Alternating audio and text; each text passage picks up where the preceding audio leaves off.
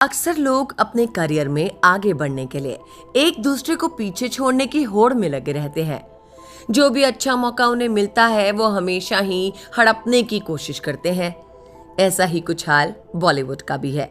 बॉलीवुड में कई ऐसी एक्ट्रेसेस हैं जो करियर की होड़ में एक दूसरे को पीछे छोड़ने पर तुली रहती हैं, फिर चाहे वो आज की एक्ट्रेस हो या 90 के दशक की।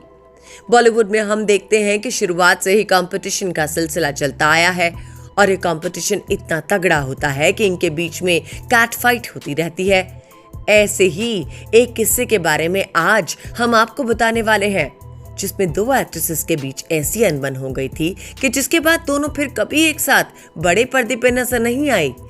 बता दें, ये दो अभिनेत्रियां कोई और नहीं बल्कि 90 के दशक की मशहूर अभिनेत्री मीनाक्षी शेषाद्री और माधुरी दीक्षित हैं, जिन्होंने अपने दौर में सभी के दिलों में कुछ ऐसी छाप छोड़ी जो आज तक मिट नहीं पाई। ये दोनों ही अभिनेत्रियां अपने दौर में लाखों दिलों की धड़कन मानी जाती थी। तभी तो आज दोनों में से कोई भी अभिनेत्री पहचान की मोहताज नहीं है। दोनों ही कई हिट फिल्मों में नजर आ चुकी हैं। जहां मीनाक्षी ने दामिनी, घातक, घायल, हीरो जैसी फिल्में कर फैन से तारीफें बटोरी, वहीं माधुरी भी हम आपके हैं कौन, प्रेम ग्रंथ, बेटा, साजन, थानेदार, दिल, देवदास ऐसी फिल्मों से लोगों के दिलों पर राज कर चुकी हैं। ये दोनों ही अपने समय की टॉप एक्ट्रेसेस थी, लेकिन फिर भी एक समय ऐसा आया जब दोनों की लड़ाई सबके सामने आ गई और मीनाक्षी ने माधुरी दीक्षित के साथ काम करने से साफ इनकार कर दिया था। माधुरी दीक्षित और मीनाक्षी शेषाद्री के बीच का ये युद्ध फिल्म शहंशाह के बाद शुरू हुआ था। अमिताभ बच्चन और मीनाक्षी की जोड़ी को इस फिल्म में खूब पसंद किया गया। इस फिल्म के हिट होने के बाद डायरेक्टर टीनू आनंद ने एक और फिल्म की प्लानिंग की, जिसका नाम शिनाख्त था। इस फिल्म के लिए उन्हें 2 फीमेल लीड रोल्स चाहिए थे। इसी फिल्म ने इन दोनों एक्ट्रेसेस के बीच लड़ाई करवा दी थी।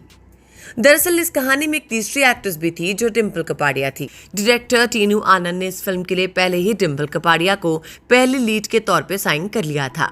इसके बाद मीनाक्षी शेषाद्री को सेकंड फीमेल लीड के तौर पे साइन किया गया था, पर इस फिल्म में फीस कम मिलने के कारण डिम्पल कपाड़िया ने इस फिल्म को करने से मना कर दिया और उसके बाद टीनू आनंद ने माधुरी को फर्स्ट लीड के तौर पे साइन किया और यहीं से शुरुआत हुई मीनाक्षी और माधुरी के बीच कोल्ड वॉर की।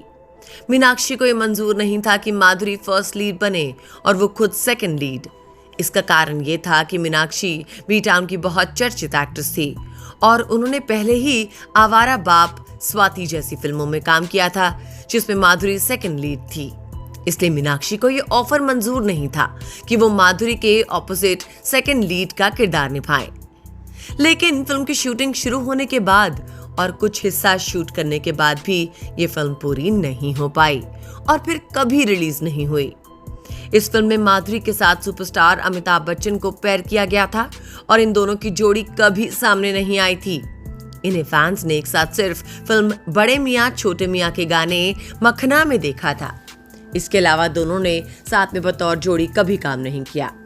टीनू आनंद की इस फिल्म के बाद ये दोनों एक्ट्रेसेस कभी एक साथ नजर नहीं आई।